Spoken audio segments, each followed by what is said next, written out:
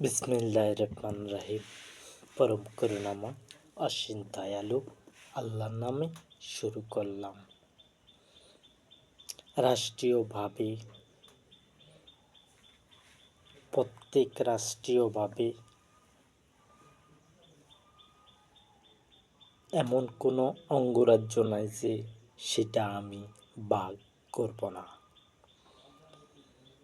প্রত্যেকটা অঙ্গরাজ্যে প্রত্যেকটা প্রধানমন্ত্রী থাকবে।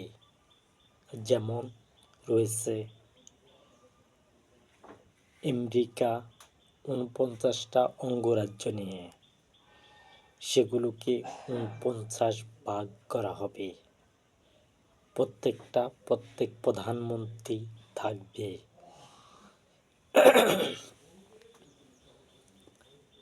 যেমন রয়েছে ভারত ৩৭টা অঙ্গরাজ্য নিয়ে, সেগুলোকে এক্সট্রা করা হবে। সেগুলোর মধ্যে প্রত্যেক প্রধানমন্ত্রী তার দেশ চালাবে। কর খাইতে পারবে না এক দেশ অপর দেশ থেকে।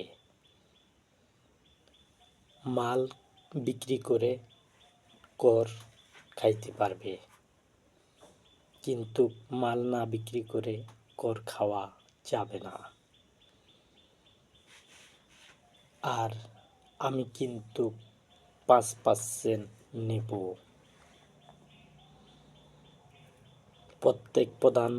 প্রত্যেক দেশ থেকে আমার বেতন হিসাবে আমি ৫% নেব, বেশি নেব না।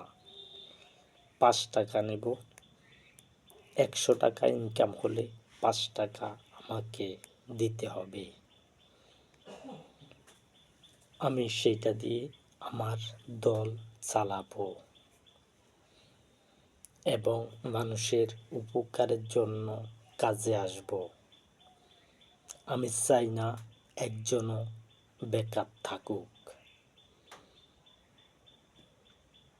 আমি চাই তারা ন্যায়ভাবে ব্যবসা বাণিজ্য করে উন্নতি করুক।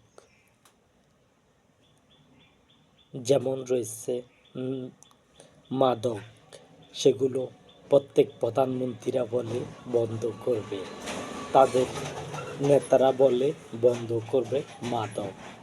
মাদক কিভাবে বন্ধ করতে হয় সেটা পূর্ণাঙ্গ জ্ঞান রয়েছে আমার। মাদক বন্ধ করা হবে এবং সেগুলো খাওয়ার কোনো অনুমতি দেওয়া হবে না। যেমন রয়েছে সিগারেট, মাদক, আর যেগুলো মাদকের মধ্যে পড়বে সেগুলো বানানো নিষিদ্ধ। আর কেউ যদি বানায় তাহলে তাদের হাতের কবজি পর্যন্ত কাটা হবে। কেউ যদি বানায় হাতের কবজি পর্যন্ত কাটা হবে। কেউ যদি মাদক বানায়, সিগারেট বানায়, এগুলো খানা নিষিদ্ধ। এবং খানাও নিষিদ্ধ, বানানো নিষিদ্ধ। যে এই নিষিদ্ধ কাজ করবে তার জন্য হাত কাটা থাকবে, তার হাত কাটা হবে। আমি চাই না তোমরা কেউ অপরাধ করো, মাদক বিক্রি করো। প্রথমত যদি সিগারেট খানা বন্ধ করা যায় তাহলে তারা অটোমেটিক গরিব থেকে মধ্য শ্রেণীর মধ্যে চলে আসবে।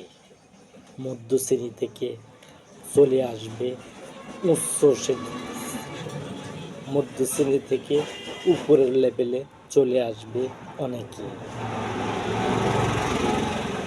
এমনও লোক আছে দৈনিক যদি ৫০০ টাকা ইনকাম করে তাহলে ২০০ টাকা তার সিগারেট আর পানে চলে যায়, কিংবা আরও বেশিও যায়। তাদের এই টাকাটা বাঁচবে যদি আমি পান এবং সিগারেট খানা নিষিদ্ধ করি, তাহলে তাদের উন্নয়ন এমনি হয়ে যাবে। আমি সূত্র ধরি গোয়া থেকে, আগা থেকে সূত্র কমে ধরা হয়। আর যদি আগা থেকে ধরি তাহলে গোয়ার ব্যাপারটা পরে আবার আমি সেটা বলি। আমি চাই ন্যায়ভাবে সমাধান করার জন্য। আর এই পৃথিবীতে কোনো প্রধানমন্ত্রী যেন শত্রুতা অন্য প্রধানমন্ত্রীর সাথে না হয়।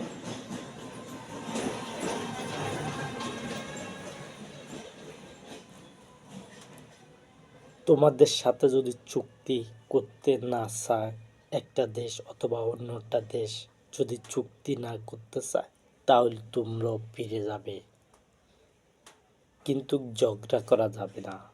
সাধারণ মানুষ মারা যাবে না, সাধারণ মানুষকে হত্যা করা যাবে না। যদি সাধারণ মানুষ হত্যা করে তাহলে আমি প্রধানমন্ত্রী বানানোর আগে যারা মানুষকে হত্যা করত,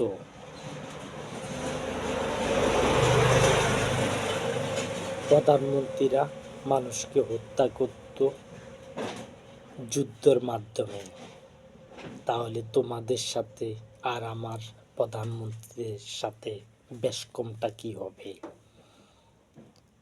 তারা হত্যা করত, আর তোমরা যদি এসে প্রধানমন্ত্রী লেগে দেশের প্রতি ঝগড়া সৃষ্টি হয়, হত্যা হয়, তাহলে তাদের সাথে তোমাদের সাথে সম্পর্ক কি রইল? তারা যা করতো তোমরা তো তাহলে তা করবে। আমি চাই না তা করার জন্য। আমার প্রধানমন্ত্রীরা যেন কেউ যাতে অন্যায় না করে এবং ঝগড়া না করে। তোমার সাথে যদি চুক্তি না করে তাহলে তুমি সরে যাও, তুমি যদি করতে না চাও তাহলে তুমি সরে যাও। দুই প্রধানমন্ত্রীকে বলছি, কিন্তু ঝগড়া লাগতে পারবে না।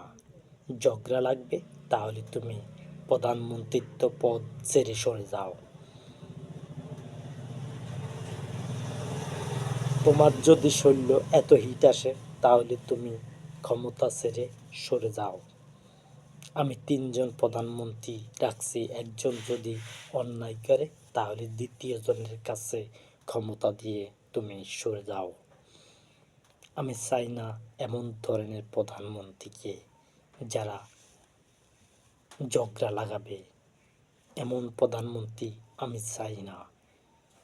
তুমি সরে যাও, তোমার দ্বিতীয় জনকে দিয়ে দাও ক্ষমতা, যদি তোমরা অন্যায় করো।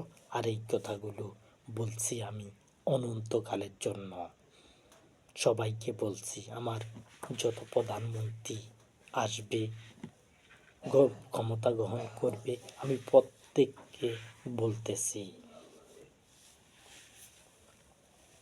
আমি কিন্তু প্রধানমন্ত্রী অবশ্যই বানাবো। আমার প্রধানমন্ত্রীরা আমার কথা শুনবে।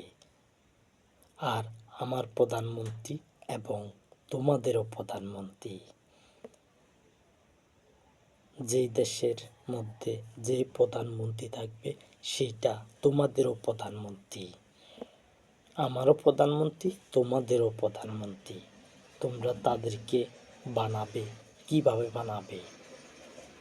ইসলামকে টিকিয়ে কিন্তু তোমরা ভোট দিতে হবে, সমর্থন করতে হবে। আমি চাই ন্যায় ভিত্তিকে সমাধান,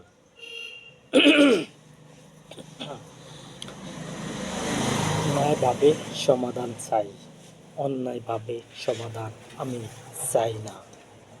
আমি ন্যায্য কথা বলছি, অন্যায় কথা বলছি না। রাজ্য যখন বিপদ আসে তখন সবাইকে লাঞ্ছিত ভোগ করতে হয়, যেমন হয়েছে ইরাক,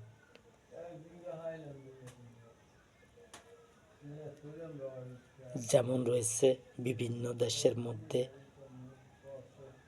যুদ্ধের মধ্যে মারা গেছে, যুদ্ধক্ষেত্রের মধ্যে। এরা কি অন্যায় করেছে? সাধারণ মানুষ, প্রধানমন্ত্রী বিভেদের কারণে যুদ্ধ হয়েছে। সাধারণ মানুষের কি অন্যায় ছিল? সাধারণ মানুষ কি বলছিল যে আমরা আমাদের দেশও যুদ্ধ লাগাও, আমরা মারা যাই? সাধারণ মানুষ কি বলছিল?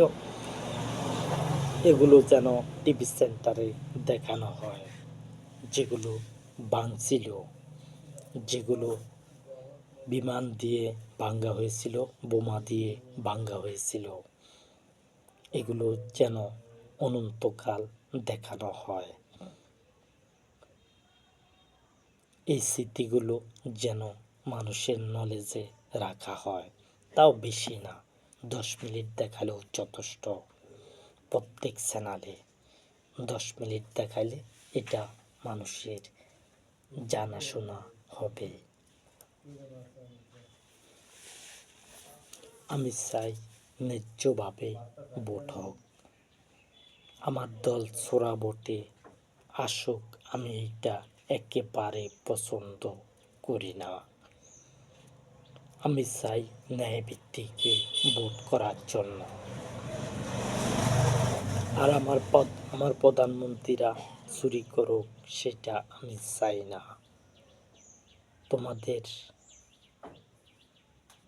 তোমাদের দেশে একে অপরের সাথে যুদ্ধ করবে না। যদি যুদ্ধ করো, যদি একজন মানুষ মারা যায়, তাহলে কিন্তু একজন মানুষ যদি মারা যায় যুদ্ধক্ষেত্রে, তাহলে কিন্তু সেই প্রধানমন্ত্রীর গলার দই দিতে হবে। গলার দই যদি না দিই, তাহলে 8 ঘন্টা পায়ের মধ্যে রশি লাগিয়ে ঝুলিয়ে রাখা হবে। পরবর্তী প্রধানমন্ত্রী আসলে এটা পূর্ণ করবে। যদি সে যুদ্ধ লাগাইছে, অথবা দুই প্রধানমন্ত্রী এক দেশে, দুই প্রধানমন্ত্রী একজনের সাথে আরেকজনের বিবাদের কারণে সেনাবাহিনী দিয়ে লাগিয়ে ফেলবে। এই অন্যায় করার সাথে সাথে তার জন্য কঠিন সাজা, তার জন্য পায়ে রশি লাগিয়ে 8 ঘন্টা ঝুলিয়ে রাখা হবে। এটি তার সাজা। আমার প্রধানমন্ত্রী হোক আর যার প্রধানমন্ত্রী হোক, অন্যায় করা যাবে না। অন্যায় করুক, সেটা আমি বরদাস্ত করব না।